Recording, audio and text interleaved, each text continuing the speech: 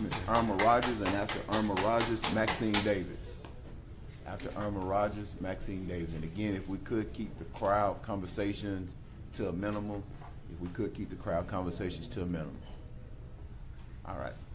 President Jackson. Hold on, Ms. Rogers. We want to give every speaker courtesy and respect, so if we could keep the crowd conversations to a minimum. All right. President Jackson, other commissioners, administration, I will reiterate some of the words that I spoke a couple of months ago on this issue. Many of the citizens in the area from which I represent, Martin Luther King area, celebrate the end of slavery, typically June 19th, or known as Juneteenth. During that time, they reminisce. They do not like some of the thoughts that they come up with. Their parents, their grandparents, my heritage too, of those who were slaves. They were disenchanted, broken from their families, driven away. That's what it represents to us. At the time that the monument was erected, there were no black citizens who had voting rights at that time, more than 100 years ago. There were no black commissioners, African-American city councilmen, no one with a voice for us to say that this was something that we did not want. So no one knew that it was offensive to us or our heritage. So I would like to reiterate today that it is offensive to our heritage. It is offensive to my ancestors. Please take that in consideration with your vote today. If we would have been asked, we would have said no. And that would have stopped a lot of what we're discussing today. But we were not asked. We didn't even have the right to be asked. We couldn't even vote. So think on those things. I know people think it's history. If it is history, then take it to the museum. I suggested before, we have the Louisiana State Museum on Greenwood Road. Excellent place. Remove it to where history is. I visited the African American history in Washington, D.C. There are lots of things about slavery. When I went all the way down to the 1400s, I say, please bring me up, because I became nauseated to remember. So this is a dark place. Take that dark place and put it where those who want to see it, who want to enjoy it, may go. Thank you so much. Maxine Davis. Maxine Davis. And after Ms. Maxine Davis, I have a Malik Stewart. Good afternoon. Shreveport should be more diverse and a melting pot to accept everyone. So those monuments should be where they belong, in a museum. And history, that's where people go to visit history. And they can always remember their parents, their ancestors that fought in whatever war they want to. They have museums for those things, not in front of our courthouse. Thank you. Malik Stewart. Again, I have a Malik Stewart. Okay. After Mr. Malik Stewart, Alfred Anderson. After Mr. Malik Stewart, Alfred Anderson. Good afternoon, everyone.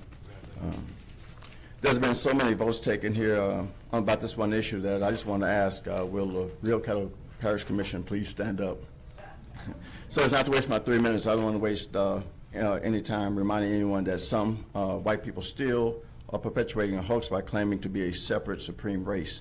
By now, everyone knows that whites are albino mutations of us, the original melanated earth people, now called black, African, Negroid, or worse.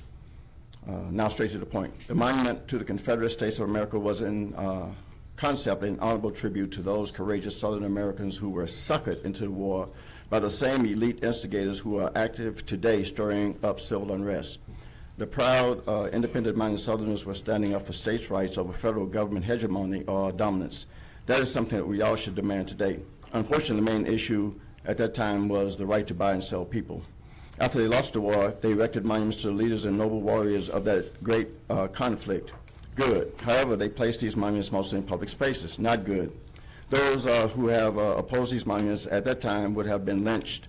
Not good. Fast forward to the 1950s. While up until this time, the monuments sat quietly as a silent reminder of those who were still in charge. But a curious thing happened when the formerly enslaved original melanated earth people began to press for civil human rights, and as a pushback, the descendants of the Civil War heroes and zeros weaponized these monuments. What does weaponized mean? The dictionary defines it as to adapt for use as a weapon of war. How did the sons and daughters of the Confederacy do that? Well, I'm glad you asked.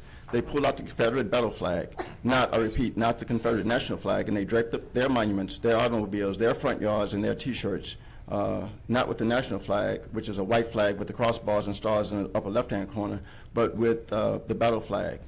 We know it was not the naval flag or the naval jack because the monuments are not boats and ship. In conclusion, I support the removal of the Confederate monuments, just like the descendants of the great Confederate generals who have all written letters saying that they are for the removal of those monuments. Many of these descendants are still actively involved in disenfranchising, marginalizing, and genociding us, the beautiful original melanated earth people. So, Caddo Parish Commission, here's a true test of American democracy and whether the majority rules. We, the new majority of Caddo Parish, insist that the vote be to remove this monument, this weaponized symbol of albino supremacy and oppression, and place it in its proper place of honor, a museum, a cemetery, or a battlefield. To paraphrase Dr. King, he says, you can legislate laws, but you cannot legislate people's hearts. None of us here in Louisiana will ever prosper if we hold each other back. The world is watching. Thank you.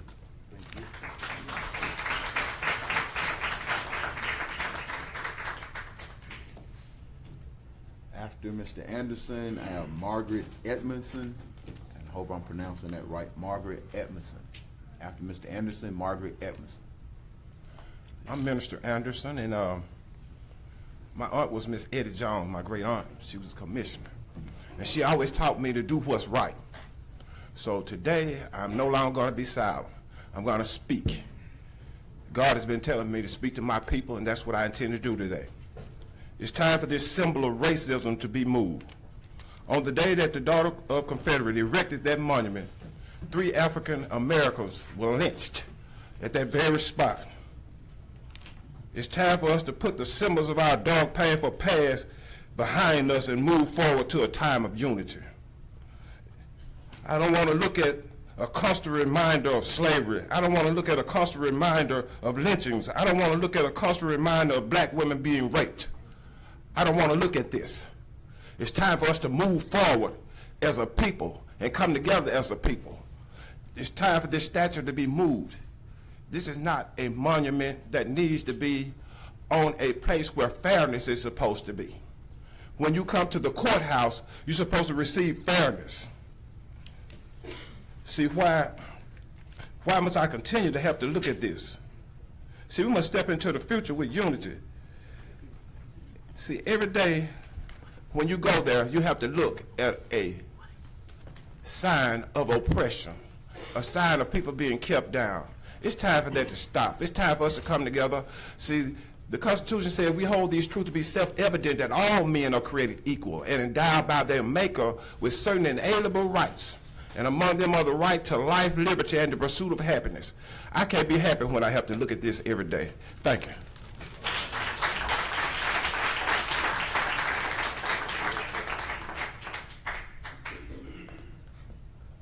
Pastor Mays, and then after Pastor Mays is Robin Smith. Oh, she's coming first. Miss Edmondson first, Okay. then Pastor Mays. Oh, can y'all hear me? I'm Margaret Yes. Edmondson. Oh, there's a microphone right here. To the right. Yes, ma'am. Slide over. Thank you. Okay. Oh, okay. You can wheel her up to I am Margaret Edmondson. I have 2 sons that went to war. And I don't know how many relatives back in whatever. And then one of the things that stays on my mind is how changes can be made, but it's always somebody gonna have some static. But the most thing is, I think about it, okay, I remember when we could go in a place of business and I'm 81 years old. And on one side of it, there was a fountain, this water coming out of it. On the other side, it was another fountain, but there was colored and white. And if we standing up there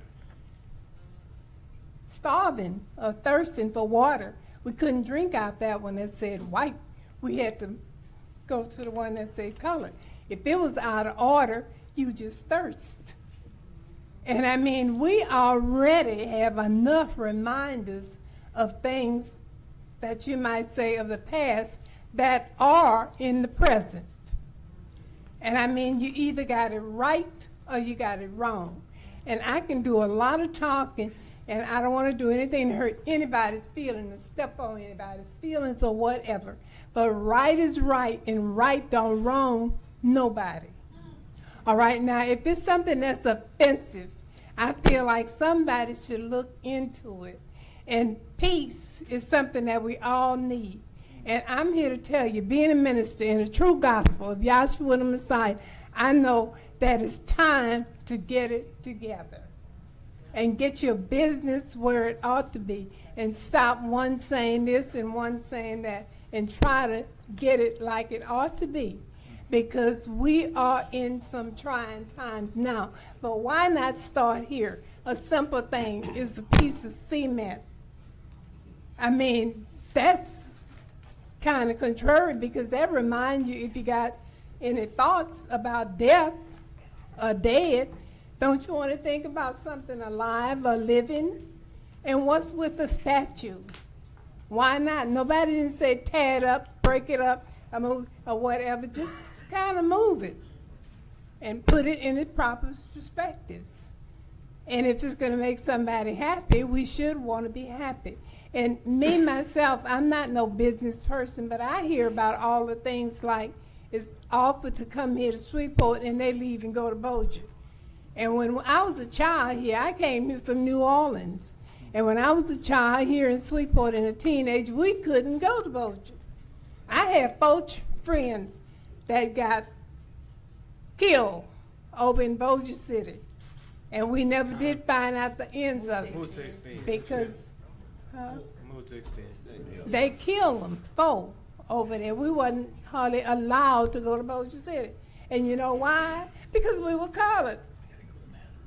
We couldn't go over there. So that's enough that I don't want to be reminded of the segregation that we have had to put up with, because I lost 4 friends, truly killed because of the color of their skin. And that's a lot more I could say. I want to make it better. I don't want to make it worse. But it's time for consideration, because nobody in here bleeds green blood. We all bleed red blood. And it's something that needs to be thought of. And now we got the little children coming up with the young guys getting with the girls of the other race. And the little children, they first is their forehead. Here on it. What I mean, look what, it's other things that's more important to try to get things situated than worrying about a piece of cement.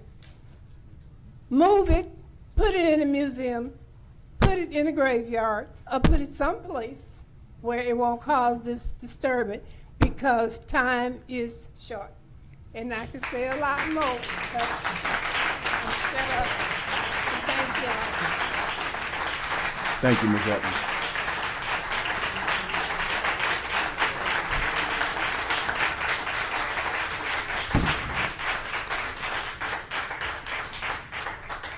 Thank you, Ms. Upton, for your testimony.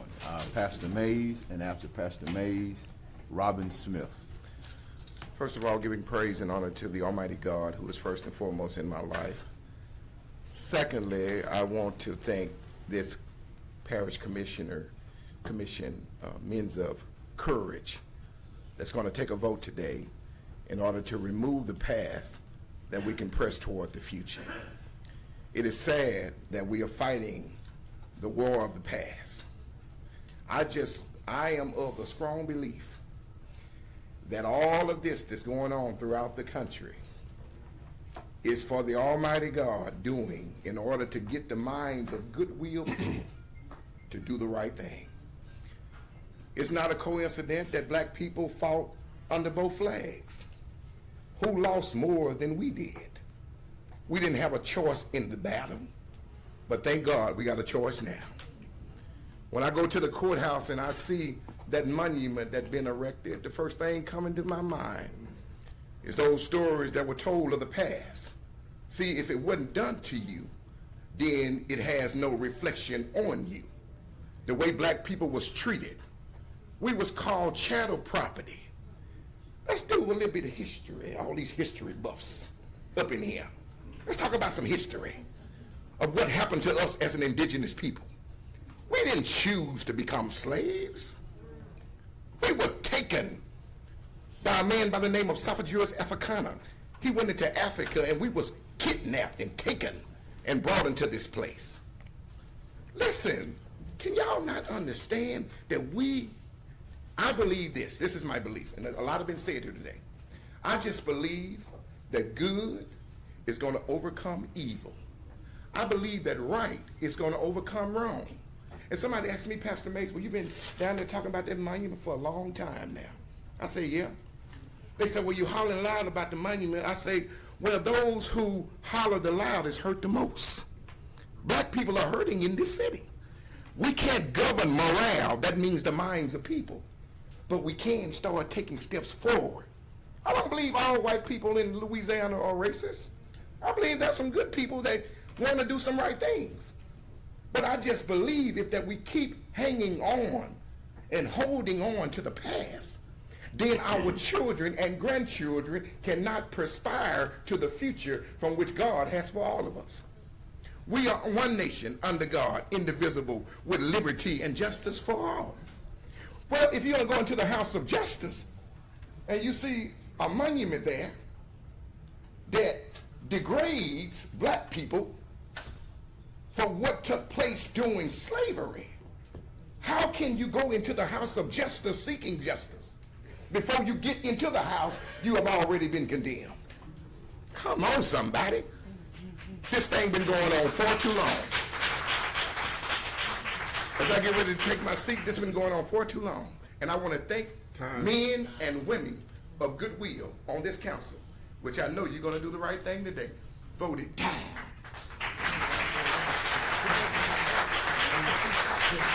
Robin Smith, and after Robin Smith, I have a Sam Maka or Mala, Robin Smith, and then I have a Sam Makela. Okay, I apologize. Hi everyone, I'm Robin Smith. I'm a Waterside Park resident, and wanted to thank everybody for speaking, for listening. I know you've been listening for a very long time. I'm a really challenged public speaker, so I'm going to rely a little bit on the letter that I sent yesterday.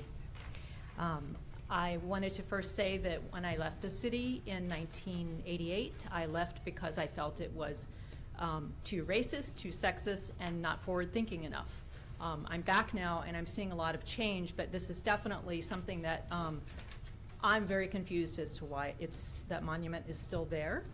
I urge you to vote for its removal, to move it elsewhere, to some place that where people can go and observe history, where they're not stepping into a place where court decisions are being made, where fairness is expected.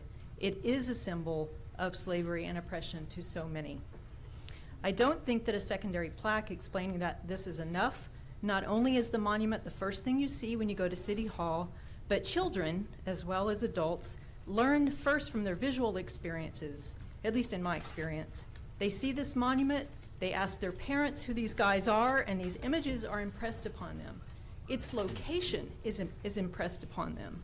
Some parents may never read a secondary plaque explaining why slavery was wrong, why this war was so important in American history to blacks, or the huge percentage of blacks who could not vote at the time the very monument was erected. Some folks just may never read any auxiliary plaques. What they're going to be looking at is the monument. I recall when I was first considering moving back to Shreveport a few years back, and I came to visit my fiance, and we were traveling downtown, and he took me by City Hall and pointed to the monument and said, "And here's Shreveport's shame."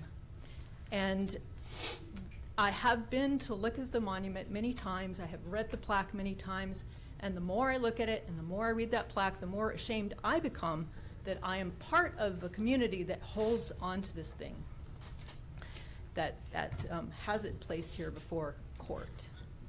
So I think it's time for our shame to be removed, move it elsewhere, and thank you so much for your time.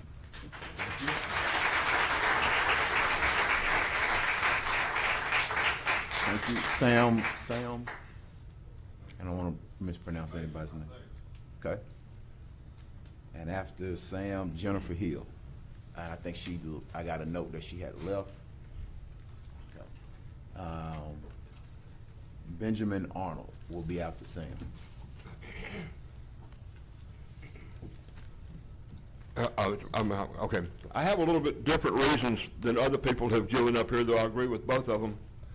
For one thing, the monument is so high that if somebody was speaking in favor of the monument, you couldn't see them because the thing's 100 feet tall. I think the monument should be saved and lowered, and I think we should also erect monuments to various civil rights leaders and other military personnel around here. Among the people I think that we should erect monuments to are A. Philip Randolph. Anybody ever heard of A. Philip Randolph? Sir, if you step back, Okay, I'm sorry. if you step back and not lean into the microphone, we can understand you. Okay. A. Philip Randolph basically formed the Porters Union in the 1920s, and he led to starting the civil rights movement, and he is considered Martin Luther King's mentor. He's organized that big march in Washington, D.C. in '63, which was a turning point, and Martin Luther King's there walking hand in hand with him. Also, I think we need a monument to Rosa Parks. She led the Birmingham bus boycott, the integration of Birmingham. There's Harriet Tubman.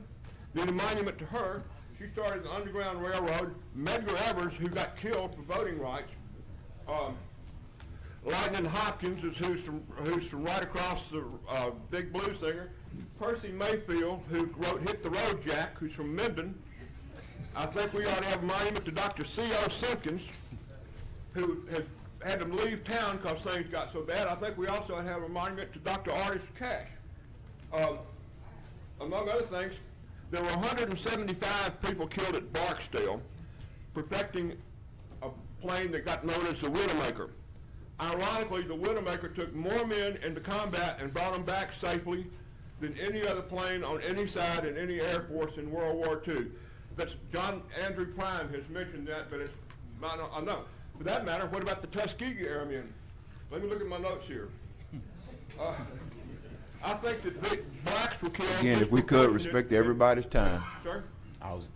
Disproportionately in Vietnam, they were drafted disproportionately and killed. We need a monument to the Vietnam people and the other wars we fought in. I think that there's a move to divide the working class in this country along racial lines. This morning I heard that the Russians they were investigating with tampering elections was sending money to both the Black Lives Matter movement and the white national movement just to stir up trouble. I think a lot of big business. But I think that the monument is going to make a lot of people, conservatives, mad if we take these monuments down, or well, maybe lower them, yes. And they're going to vote for people who are going to bring in private prisons. And private prisons is real racism because they'll pay the judge to give them longer sentence, and they'll pay the legislatures to put tougher sentences, and that's going to put more people in jail, and then they want to rent them out to private industry and lower Time expired. and lower the wages, and it's going to make all the poor people. Time has expired. Thank you. Okay, so one more thing. Sir, One of these days, can I say one more thing? if you could wrap it up in a couple of seconds. I want to see, there are a lot of interracial children here, and all these people I've mentioned, and all these Confederate soldiers are going to be fathers of other people, and we need to start our own race here, and I hope that I'm seeing more interracial children every day, and I hope that's what happens. Thank you.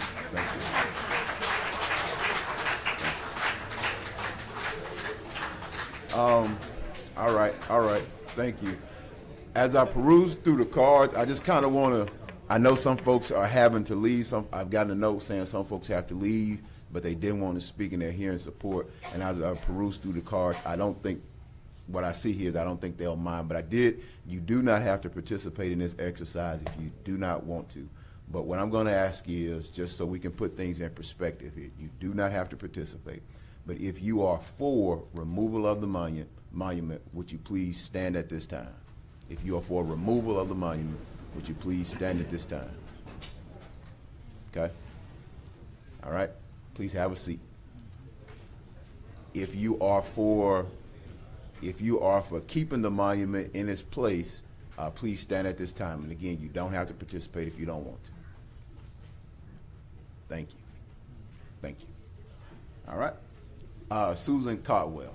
And after Susan Caldwell, I have, I believe this is LaPetra Dottie Bell. Dodie Bell?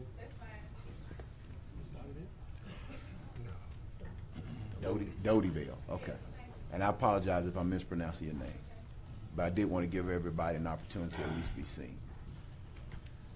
Good afternoon. My name is Susan Caldwell, and although I live in Bossier City, I serve All Souls Unitarian Universalist Church here in Shreveport as their Director of Religious Education, and I've come to consider this entire area as my home.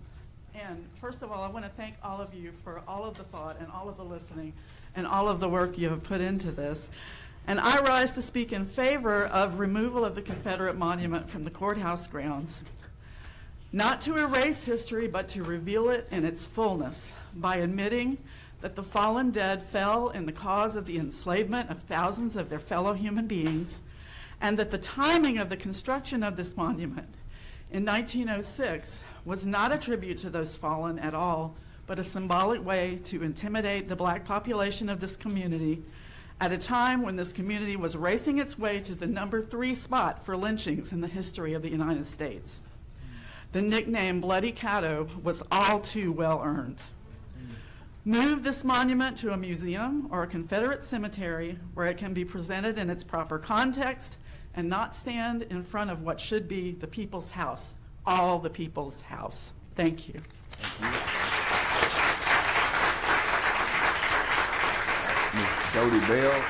Ms. Dodie Bell, and I apologize for mispronouncing the name. After her, I have Mr. Lloyd Thompson. First, giving honor to God, who is head of my household. I had a lot to say, but I'm just going to pretty much break it down as to what really matters. As far as the monument, I think we all come together as a community from where I'm from that the monument shouldn't be there for as bias reasons. A lot of us feel like that we'll never be able to get a fair trial as long as that monument stands there. But speaking for myself, I would honestly say I'm basically speaking for my children. As long as that monument stays there, the things are still going to happen. If the monument leaves, the things that are taking place in my neighborhood are still going to happen. Right now, the monument isn't killing my peers. My peers are killing each other. So I need to, I don't have a lot of letters behind my name. I don't know how to use the big words, but I'm trying to tell y'all what's going on in our neighborhood. And they don't understand how the monument ties into what's going on in my neighborhood, and I'm gonna try and make y'all understand. Basically what it is, when you got a monument that's so biased and so racist, it's basically letting our youth know in so many ways, this is how I feel, that nobody really cares. If this monument, it didn't stay here this long, and I go back to the lady about the Bloody Caddo. I heard a lot of people bringing up historical facts, but nobody spoke on Bloody Caddo. And with the black people that's sitting up here now, this is a blessing for y'all to sit here, because all the way back to Bloody Caddo, the lady that what she spoke about, black people were being targeted. Black people were being targeted. The people that would be someone in life, I would say, that would sit in a political seat, they were killing them. They were killing them, and I don't mean just one by one. Even if you walked around wanting to be a proud black person, you would be killed for stuff like that. So basically, I'm just trying to wrap everything up and let y'all know that it's the monument is not all about a whole race issue. It's more like respect. Everybody breaking everything down to a race issue, but people don't understand it's about humanity, man. It's what's right. And my daddy always just told me, you know, you stand for something, you will fall for anything. And as of right now, I choose to stand to get this monument removed, because hopefully it's a breaking point to show my children and the youth that I'm here speaking for from my neighborhood that somebody cares. And that's all. And what I would like to see done with the monument, a lot of people saying put it in a museum, but I say crumble it up and make keepsakes out of it and hand it out to all the people that still want it to be around. Thank y'all.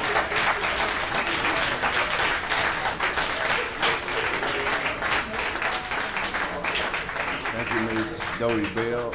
And as just a reference point, that this is why we have our public comment section. You don't have to have credentials or anything. We enjoy just hearing from citizens, everyday citizens. So we want you to feel always welcome to come down and share your views with us, Ms. Bell. Thank you. All right. Mr. Lloyd Thompson. After Mr. Lloyd Thompson, call E. Staples. Mr. President, and to the commissioners, as I said the last time I was here, we have been talking about this issue far too long. Some 10 years ago, we talked about this issue. Back up a little bit. Back up a little bit. Back up a little bit, we can hear you a little bit. There you go. There you go. 10 years ago, we talked about this issue. Don't lean in. And we're right back We can hear you. We can hear you. 10 years ago. There you go. There you go. You can put your Now is the time for the decision to be made. I ask each commission to dig deep within their heart and make the right decision today. I remember when just seeing my lawyer friend sitting on the front row, we met down in the basement of a Catholic church to talk about removing the statue. That's before your mother went on to glory. We right back here now talking about that very same issue. Now is the time to remove the monument. Commissioner, search your heart. Let's make the right decision. It's time to Shreveport move on. It's not a black Shreveport, it's not a white Shreveport, it's one Shreveport. Now it's the time that we make the right decision. And I stand on behalf of the NAACP 200 plus. We want to see the statue removed. Now it's the time. Thank you. Shelton McCraney, and I'm after Mr. Carl Staples, Shelton McCraney, and I apologize if I'm mispronouncing that name.